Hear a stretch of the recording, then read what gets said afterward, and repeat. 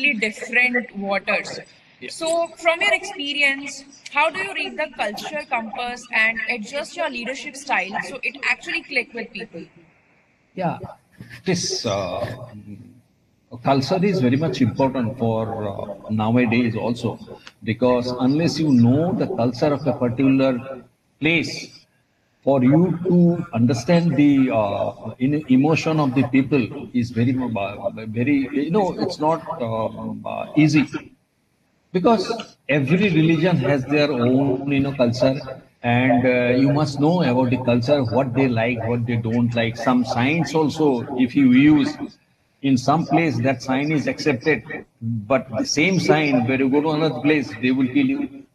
So these kind of things are very much important. I worked in the diversified field. I started from Assam, then I worked in Maharashtra, I worked in West Bengal, I worked in Maharashtra, then I worked in Delhi, Haryana, then last part of my career is I was in Bangalore. And even I was engaged, internationally, because I was representing my research paper in the, international conference in USA, Canada, then Hong Kong, Bangkok, China, and India. So for me to understand the culture was very much important, which I was trying to learn the culture wherever I go. I try to meet people. I try to meet the scholars when they are presenting their papers. And that interaction has taught me that while vision and academic goals can be universal, very important point, the way you must lead must be locally tuned. That locally tuned is very much important. The way I probably taught my student when I was in Assam will not be same when I was teaching the student when I go to Maharashtra. Because see, the way I speak, the way I use my English language, maybe probably they will not find it easy to understand. So that is why you must make a rapport with those students and try to understand what is the actual problem. And if you can hit that point, I can assure you rest is all balanced. Now, in management also, we tell that two words are very much important. One is observe, second is listening. We had a teacher, he was telling us that listen, the problem is the listening, because we listen to reply, we do not listen to understand. Point is that is the problem. So I try to work on my observations, I try to work on my listening, understanding the local work culture, communication styles, and what motivates people there. Because you will find that some people, if you praise them, if you praise their ethnic culture, they will close their eyes and they will start loving you. But on the other hand, if you use the same technique in somewhere, it may backfire you, because they will think that you try to create a space for you, and that is why they are praising them. So, this observation and listening is important. In Assam, I have my own plus point because I am from Assam, so I have my personal rapport and community trust. These are very, essential. But in Delhi, Gurgaon, Haryana, and UP, all these places, you have that slight, maybe I will not tell it as a problem, but challenges, so that you can be at ease.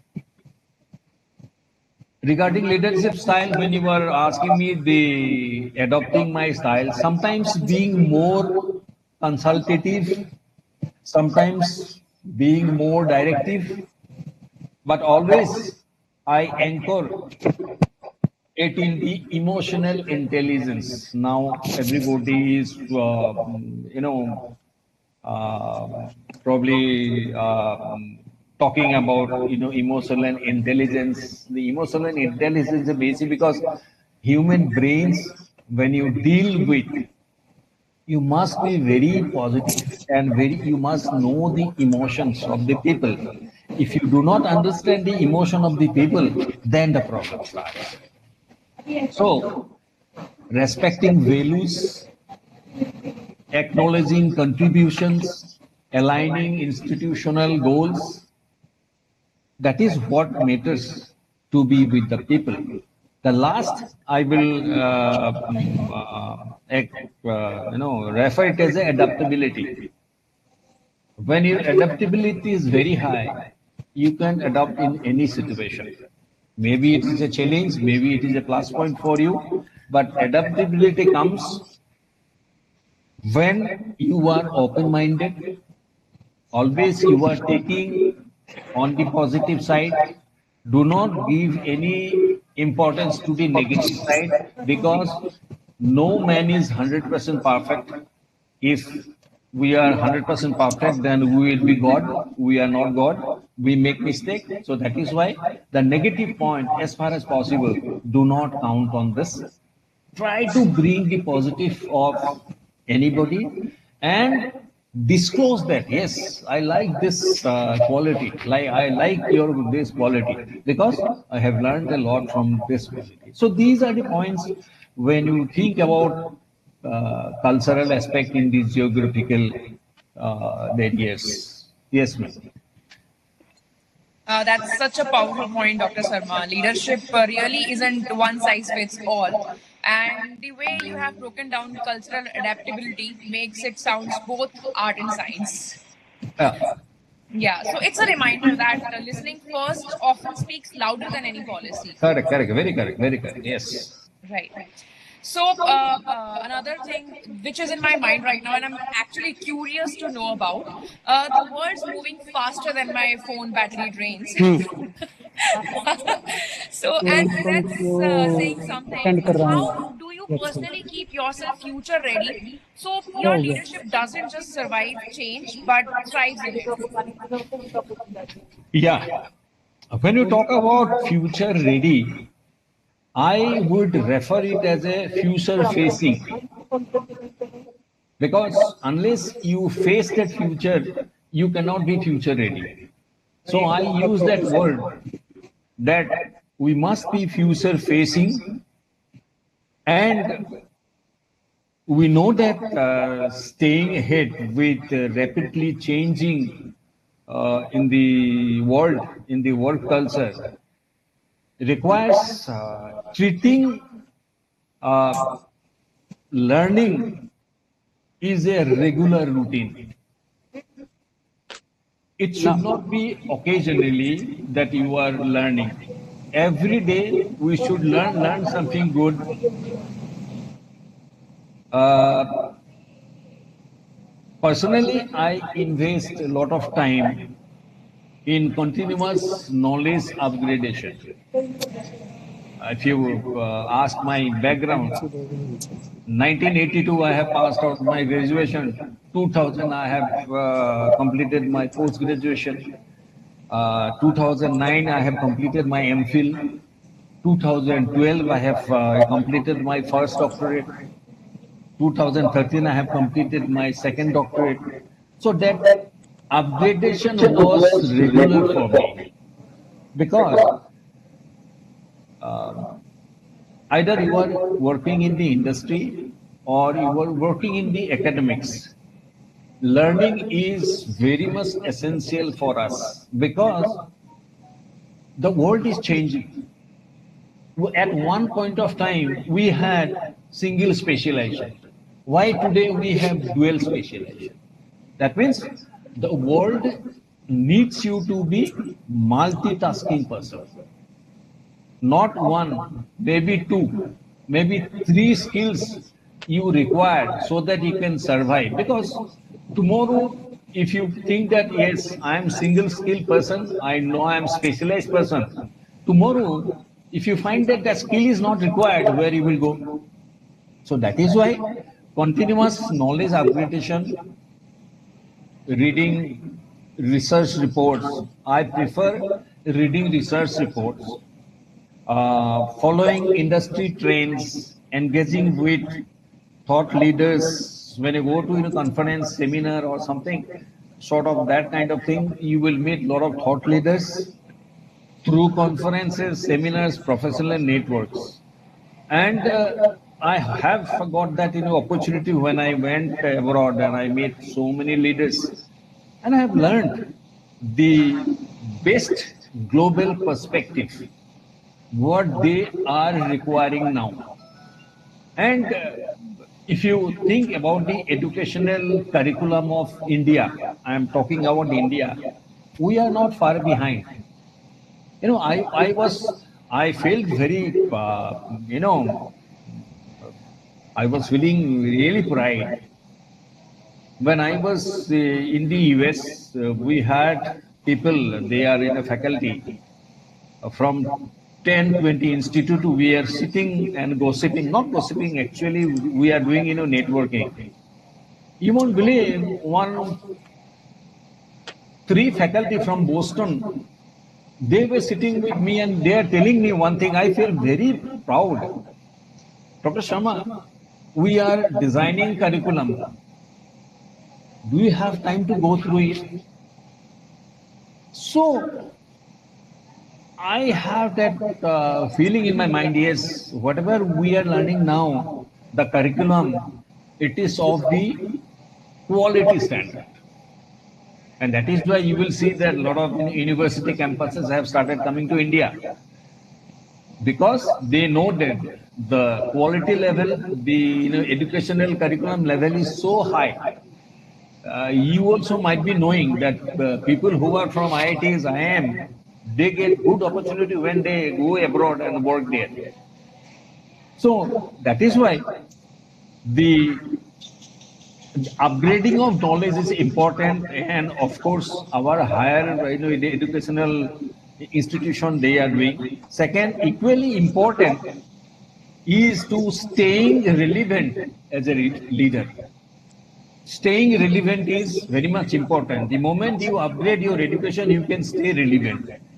That means the word which I use, future facing. I must know what will be the requirement maybe after 5 years. If I do not know that, I will be obsolete. That means I am not future ready. I have not faced future. That is why I will not be relevant. And that is why staying relevant will be very much important. And I often, when I go to some institution, when I talk to the faculty, I also have discussions that how come we can improve ourselves, because nowadays we are not studying about human resource, or we are not studying about marketing, we are studying about business analytics. We are started studying very relevant subjects will be requiring maybe after 2 years, after 3 years, it will be a very good market. So that is why we should also think the curriculum development should take place in such a way that students are relevant. And the last point is that the leadership relevance is about timeless principles, integrity, empathy, and vision, with timely adaptations to new realities. This will help the leaders to stay relevant and stay in a future ready. That is my viewpoint. Maybe somebody may differ, but what I feel that these are the points to make us future ready. Yes. What say, Dr. Rishi? I hope you also agree with the points. I mean, what Dr. Ranjit already said. I mean, I love that you have made it clear that the best leaders aren't just reacting to change; they are preparing it before it even shows up. Correct. Yeah, in fact, it's been quite enlightening to listen to Dr. Sharma, and in fact, of his vast experiences and the way he carried himself at the Institute of Chartered Accountants of India, we were really amazed by the confidence a faculty should have, and a confidence a professional should have. It was something which we followed, And again, we are joined with Dr. Toshendra Dwivedi, again, who's an expert professor, and Colonel Vijay is also here with us. And welcome to the podcast, sir. So we all are again very excited to know further ahead about what other experiences sir would like to share with us. Yeah, thank you. Please continue. Uh, Actually, Rishi will know because we worked, together. Uh, Actually, I make plans. Doing my PhD at the age of 47, it's not a easy thing for me because I had my family at the time and everybody was studying and I was also doing my PhD. But I make a plan that yes, maybe after 60, whenever I will be retiring from my job, probably I will go to academics. Though I have started my academics in 2002, but later on when I went to ICA, I worked for 12 years. It was not pure academics, but I was looking after some pro- program which is related to general management and communication skill, orientation program, and these kind of programs are there. I worked in the examination department where I was taking care of that in the intermediate sections. I worked with peer review board where there was a peer review in inspections of the chartered accountant to other chartered accountants. I worked with uh, the CMII, it is called Committee for Members in Industry. This is nothing but the placement of CA and different departments I worked. But ultimately, I had made a plan that maybe after 60 years, I will go back to my academics because when I was doing my MBA, I was feeling that vacant area that your blending of practical exposure with theoretical knowledge was missing. See, for a student to pass their MBA exam, you do not have to tell anything. They have their own textbook, they will pass out, they will get good marks. But the point is that the moment they are out of the institute and they are going to the market, the challenges they are going to face, who will teach them? So my point was that the blending of practical exposure with the theoretical knowledge was the best learning example for the students. And that is why I always try to use my practical exposure when I was teaching. And secondly, that is why you will see that in the NEP, they have also told about experiential learning. Students should go do their internship. Every program they must have a internship program so that they go to the live situation. They learn actually what is happening in the industry. So this kind of curriculum is helping the students, and that is my plan was. Though I have become now 66 plus, still I am thinking that maybe I can contribute 15 years more to the students' development, and maybe I can also uh, take some sessions of the student. Of course, I also worked as a director training and placement for T-Zone Group of institution in Bangalore. So I was also, arranging programs, soft skill program and employability skill program for the students, and I was also, overlooking the placement program. So everything I have gone through. So that is why I have a very concrete idea in my mind that yes, if you work for an institute for a program for 2 years, the moment you will see that students are coming out, you will see a vast difference among the students when they came into the institute and when they went out. And that is our reward as a being teacher. Yeah. Absolutely, Dr. Ranjit. I really agree with you. I mean, actually, it's I think our listeners will love that balance, learning from the past and leaning into the future. So, Yes. before we wrap up, definitely, पेट भर गया मगर मन नहीं भरा. तो questions खत्म नहीं होंगे और podcast चलता जाएगा. Okay. So before we wrap up, I have one last question for you. Yeah. And I would request everyone who have joined the podcast, if you have your questions, please, after completing the last question with Dr. Ranjit, you can ask your questions, whatever thought or whatever is in your mind. I hope Dr. Ranjit will definitely answer your queries and each and every thought. So imagine you have got the entire next generation of leaders in front of you, which is, I think, very tough part of the journey. So notebooks open, hanging on every word. What's the one golden nugget you have passed on that could save them years of trials and errors? Yeah. Actually, it doesn't matter where I work or where I stay, but simple to the word I always use to my students. The first thing is that discipline. Discipline is important for anybody, not only for students, for us, for everybody. Because I have seen that discipline, if you are disciplined, 90% problem are solved. Stress, it comes from your discipline.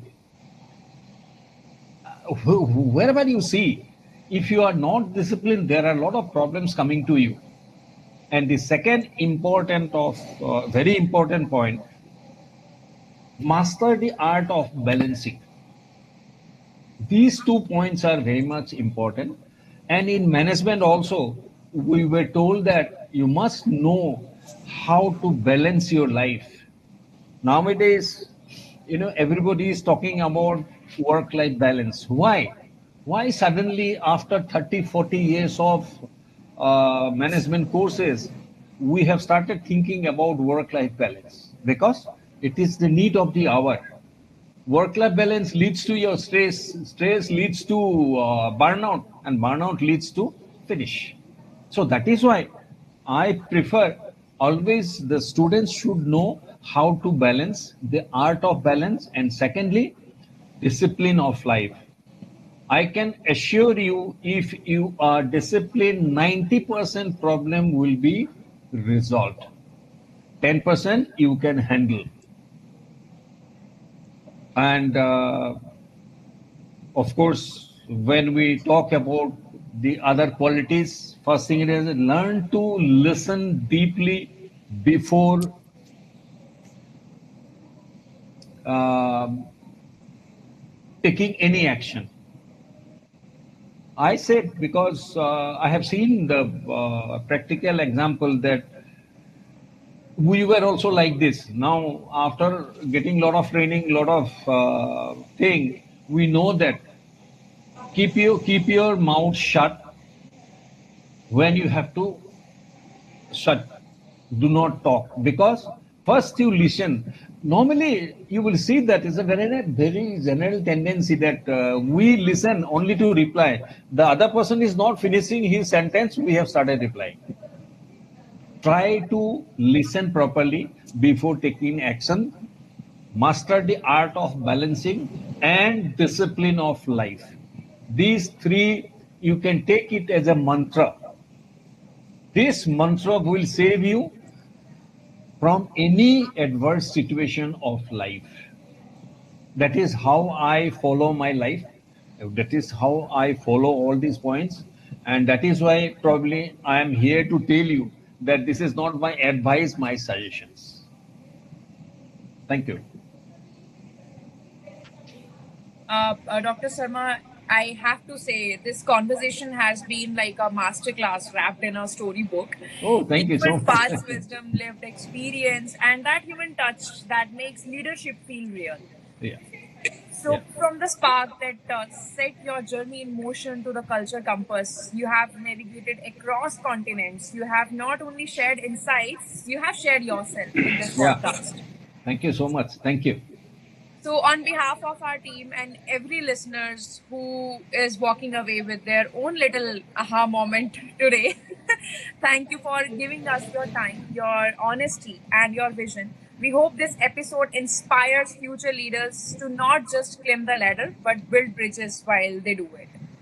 Thank you so much. Thank you. Yeah. So, Dr. Sir, it Sarma, was, it's been. Yeah. Please, Doctor, proceed. sir, it was a fantastic, I can say, class because there were a lot of lessons, particularly on listening, because people are very keen to speak. And listening was a very major part, which me as a professor of psychology also, by default, we are into that mode. So discipline, listening, and what was the third point, sir? I said the art of balance. Yes. So point Because, noted, sir. Thank you yeah, very much. It was pleasure and privilege to meet you on Connaissance platform. thank you, sir. Thank you. Thank you so much. Over to you, Kritika.